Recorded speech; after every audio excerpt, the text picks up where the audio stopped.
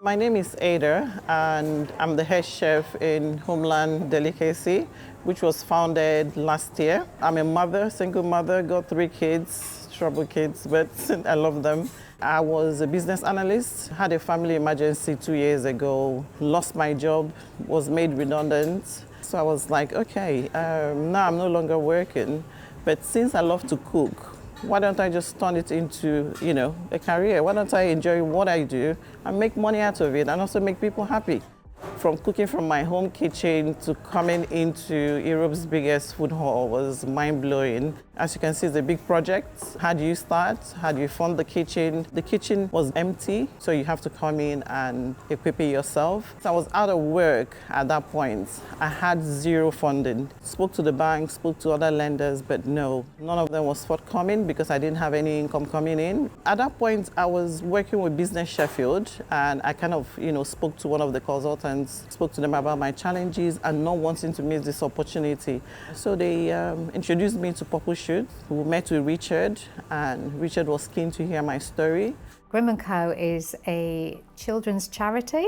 It's all about social cultural literacies. It's arts-based education and learning. So we work with children, we work with families, we work with teachers, we work with people who are influencers on children's literacies. Grimm & Co is based in the Emporium of Stories. There is only one of these in the world, and this is it. The reason why we're in this building is because it started with us bursting at the seams in our old one. We needed to find somewhere else because it was irresponsible to try and stay there and turn so many people away. I found out that this church was up for sale. They were needing to sell it because it was just in such bad repair. There was a lot needing doing to it. It couldn't be left to go empty and into disrepair. We had to bring its life back. It was the day of lockdown during COVID. That's when this purchase happened.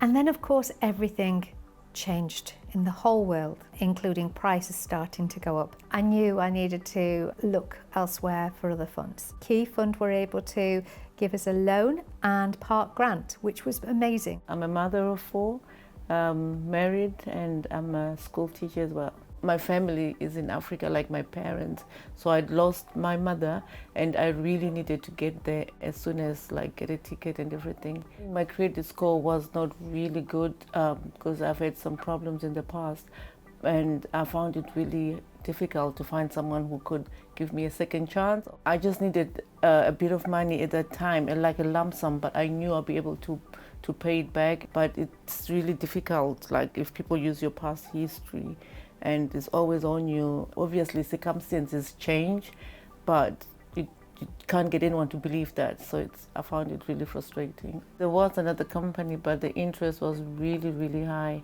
And looking at it, I thought I'd rather not take from them. And then my best option was Salad because the interests were not that high and I knew I could afford it. Having companies like Salad who do give you a second chance, it really does help. I'm Lyndsay, and I'm the founder and the designer at Neo Walk, where we hand make gorgeous acrylic walking sticks, helping people with disabilities feel confident about the mobility aids that they use. The reason that I came to set Neo Walk up was largely because I wanted a really nice walking stick. So I unfortunately contracted an MRSA infection in my left leg during knee surgery in 2007 it was, and it left me with a severely disabled leg, severely damaged, which I ultimately had amputated in 2010, which was great.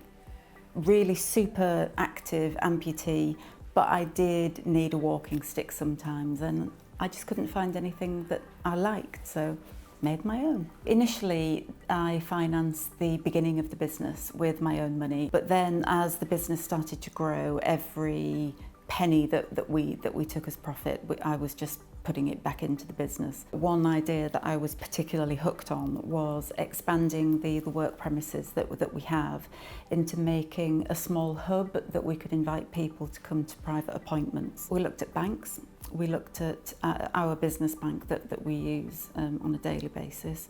We looked at grants, but we really came down on the side of BEF because of just the way they operate.